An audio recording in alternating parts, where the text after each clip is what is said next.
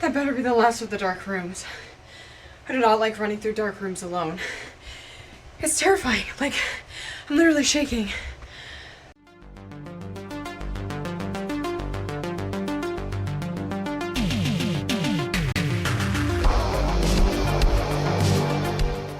Hi, this is the Professional Amateur Hour coming to you with another review. This week, Leo sent me Through the Door, and this 2024 movie was directed by Matt Kinsey's and stars Ale O'Shea, Lola Claire, and Steve Thackeray, among others, of course. What is the story of Through the Door? Well, this is a sci-fi movie, and it's actually about time travel. And so there is this woman, and she finds out that there's a secret society of time travelers. She hears about it through her roommate, and you can apply to do time travel.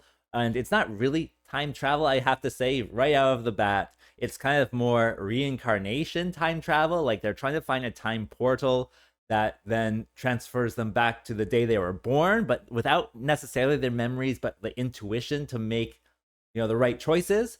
And so there is this woman, she finds out about this society and applies, and she actually gets selected to, try to find this time portal.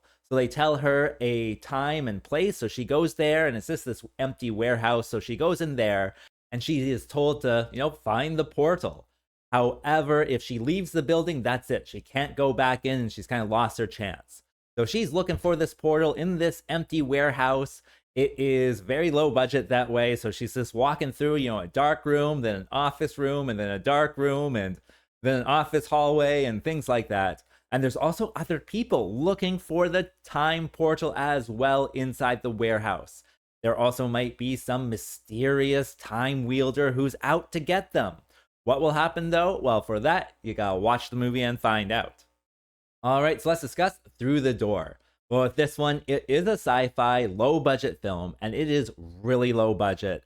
And I gotta start off with talking about that because it's really the elephant in the room. It's so low budget that they're even like sticking kind of colored sheets of paper on the wall to distinguish where they are in their journey towards the the time portal. Like they find a red door, and then now there's a red piece of paper on the wall in their meeting room. And now they found a green door, now there's a green piece of paper on the door or on the wall. And it's just like very, very low budget. I would probably say minimalist is probably a good way to do it. So certainly a minimalist sci-fi film, which doesn't necessarily mesh together. Like how can you have sci-fi with being minimal? But I thought it kind of works together. Like the story itself is like told well enough where you are following along with it, and the minimalist aspect of it is kind of not necessarily fully meshed into it, but at least integrated into the story, where it does add that kind of interesting aspect to it. And there's some interesting things with the story. Like there is a bunch of people looking for this time portal, but they're not all necessarily from the same time. And I thought that was pretty interesting. And then with like the time, they call them the time wielder. I would have said time lord, but this kind of villainous guy in the shadows who might not be as friendly as he appears. And so they learn to, stay away from him, and how he kind of follows them, and he's kind of the main driving force between them, getting out of places, and every so often just have this this dash of tension when he shows up, and now that everyone's got to deal with the time wielder. So yeah, with the story, it certainly does work, for especially with the minimalist aspect of it. And I think probably the minimalist aspect, some people will just like turn it off right away. Like it's really low budget at some points, and it's really just them in a warehouse, and you're just like, oh, okay, let's see where this goes. And yeah, I enjoyed it for what it was, but I don't think a lot of people, like if you're into sci-fi, this is, I think, one to watch, especially if you like time travel movies. The time travel aspect of it is interesting. It gave me the vibe of, what's that show called, 12 Monkeys? I think there's a 12 Monkeys TV show. I watched it. It was actually really good. I enjoyed it. But this one certainly had kind of little slight elements of that. Of course, not as heavy-handed into the sci-fi, and especially the time travel stuff. Like they're only allowed to time travel once if they find the portal, and even then they have to activate it, and that's a whole storyline. And so yeah, I thought it works for what I was trying to get out of it, certainly. Like, I just press play on whatever Leo sends me, and I don't necessarily know, what's going to happen. And this one, I gotta say, I watched the whole thing, didn't touch my phone once, and so it was, intriguing enough to, capture someone like me. I think that brings me to what doesn't work with it. Well, I did mention the low budget, and I think some people will probably turn it away just because of that. It is kind of ridiculous when you start realizing, oh, now there's new papers on the wall. Like, what's that about? Like, they're really trying to grasp at straws sometimes to, imply meaning with, absolutely nothing there. And I kind of enjoyed it, but I think that will turn people off. So that was certainly one thing that is in this one, that if you're willing, to forgive a low budget one and you do like time travel, it's probably going to be worth a watch, I would say. There is certainly this mystery box element where not too much is explained, like even how they even have the time portal. What is the time portal? Why is the time portal happen every 4 years or something like that? Like, nothing's really explained.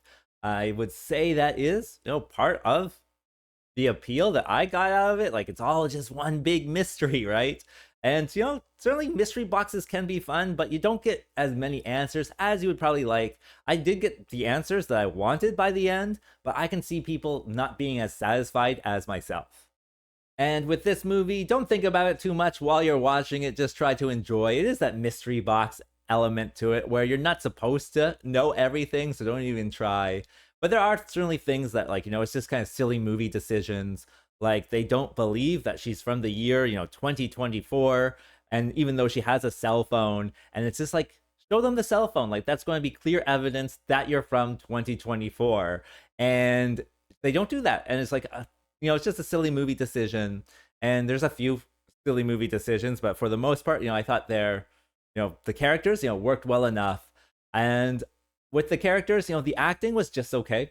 Ultimately, okay. There were scenes where they were less than stellar, I would say, but for the most part, it works for what they're going for. So yeah, it's a sci-fi film that you can certainly, try to enjoy. As for a recommendation, I would say, yeah, sure, check it out if you're a time travel fan. It's, fun enough that it works for what it's trying to do. I would say, if you could, watch it for free. Like, and by free, I mean, watch it with commercials. But I wouldn't necessarily recommend, buying the DVD or whatever. So yeah, it's one movie that you can check out if you're so inclined. And as for a rating, ultimately, I'm going to go for a 5. I thought it was pretty average when it came down to it. But again, I enjoy these low budget things. I think if I was to, not overlook the budgetary restrictions, I would probably go down to a 4. I think that's what it's about on IMDb as well. I think it's like 3.8, so kind of congruent with a 4. But I enjoyed it, so I'm going to give it a 5. And with that being said, I think that's all I wanted to say. So like and subscribe, and I'll see you next time. Peace out.